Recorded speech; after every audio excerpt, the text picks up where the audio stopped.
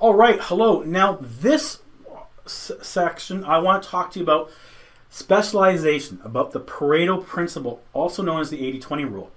Now, before you go, oh, I know that rule, hear me out. Now, the Pareto principle is a principle that is universal, and what it says is that 80% of your sales come from 20% of your customers, and that 80% of everything comes from 20% of everything. It means you have 100 customers, 20 represent 80% of those sales. Out of those 20 customers, 20% of those customers represent 80% of those sales. Now, the important thing to understand here is that in order to be able to be effective, in order to be able to prospect effectively, is you have to understand the Pareto principle, and you have to understand the importance of specializing and focusing on one target market, one industry. Now, you can do one or two industries, but your content, your message, your prospecting, everything you do, your activities, everything you do is geared towards one market segment, because you have to add value to that person. And that person, that prospect, is in a different mindset than someone in a different industry. And so we need to understand that. So the Pareto principle is interesting because when you fully understand it, you understand the value of specialization, the value of really targeting one particular customer. Now, let's look at this. So we usually kind of think of prospects as the same, right? But prospects aren't the same. What does that mean? It means we go off and we call on school boards or care homes or building service contractors or veterinarians or doctors, and it's just prospects, right? Oh, this prospect potentially could do $1,000. This prospect could potentially do $2,000, $3,000, whatever it is. But that is not the truth. The truth of the matter is that our prospects are different. Okay, our prospects have the capability of doing more. So let me explain. If you're let's say you are, pick your favorite sports team. Okay, let's pick your favorite sports team. You could be, let's say, the Vancouver Canucks. Now, there are all kinds of prospects of the Vancouver Canucks, right? The average person is going to watch a few games a year. They might buy a pin. They might buy a jacket or a t-shirt. And that's a large portion of the people you'll see over there. But as we move along, the difference and the spend of that one person there compared to those 15 as an example is astronomical. That one person has the ability to spend way more than those other 15. Those other 15 will buy a pen. They might buy a shirt. They might go to a game. And then we have the next section. Maybe they buy the package for the year and they get every single Canuck game of the year. And maybe they watch sports every night and they really are on top of all the players and the trades and the acquisitions. And then we move along to the next customer. And that customer doesn't buy the package on TV.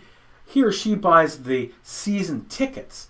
They buy the season tickets. Then the next group is this guy that buys the season tickets in the booth and brings customers and spends $300, $400, $500 every game on entertainment plus the booth. And then you have the person that is the diehard, has the money, and goes and flies to every game and buys tickets at those games and just spends so much money and time on her favorite team. So that person is worth hundreds of times more than the person that buys a t-shirt or two and watches the odd game per year. And that's what your prospects are like. So who are the prospects that are going to fly in the plane and go to your games? Who's going to buy the season tickets? Who's going to buy the booth? You don't want the people that are going to buy the t-shirt. Sure, you'll accept, absolutely, but how much time are you going to focus on them? You're going to focus your time on the customer that has the bigger spend, that's going to do more volume with you. The question is, what does he or she look like? What do they do? What markets, industries are they in? So it's important that you understand that you might not have a big pool of opportunity in your territory of someone that's going to fly the plane and go to all the games. But you definitely can get out of chasing customers that are going to buy t-shirts, right? And that's the difference. Where I really started to learn this was in my first few years of selling. I was out trying to sell somebody, and it was a care home, and I kept calling, and finally the customer picked up the phone and he called me. He says, "Can I get a case of that disinfectant?" And I said, "Sure." And I put it in my car and drove it to him. Think of all the time that this took me driving, getting it. When I got it to him, he said, No, I didn't want a case. I wanted 1 gallon. They didn't have the budget. They didn't have me. I was treating him exactly the same as I would have treated someone else. And we're talking business-wise. We're not talking people-wise. So why would I waste my time on that person? I didn't qualify him. He didn't have the budget, the money. So what are the accounts that are going to do that? Are going to buy? Are going to spend? So this is how a customer looks. Okay? They're spend-wise. If you have 30 customers, let's say, when you do the 80-20 rule, 6 will spend $800, 5 will spend $160, 4 will spend $32, 3 will spend $6.40, and the remainder will spend $1.60 combined. That's assuming that you have $1,000. So think about this. You have 30 customers. They're all going to spend a total of $1,000. 6 are going to spend $800. So who are the 6 that you're chasing? And that's important. So specialize and focus on that target market and the types of customers that are going to spend that type of money. So if you're calling them veterinarians, recognize the behaviors, the locations, the geography of the ones that are going to spend the 80-20 rule with you. The only exception to this that you need to understand is that you have to have a variety of things for them to buy. Okay? So you can't just have one thing because they can't do it. And that's where 80-20 rule by Perry Marshall, the book, really explains it well. And in the book, he says that, explains there's a reason why Starbucks has a $1.50 coffee and a $2,000 coffee maker. Most people are coming in for a coffee. They spend a little bit more because they see the donut or the bagel, whatever, and they say, okay, I'll get that. But then there's a customer that comes in and they're the die-hard coffee fan. And they look and they sit back and for various reasons, they buy the $2,000 coffee maker. Assuming that customer comes in and spends a coffee and a donut, he or she might spend $3 a day.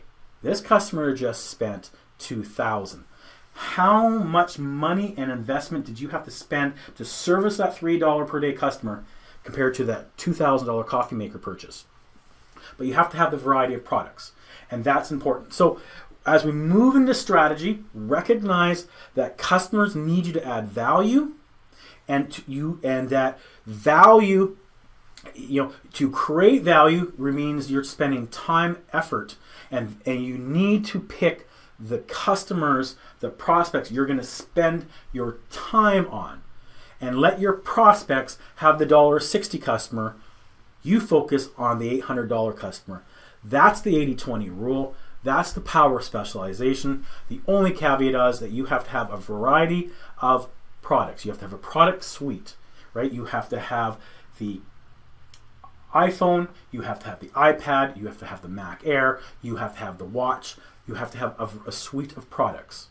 And assuming you have that, then you can execute the strategy with specialization. Now let's move into strategy.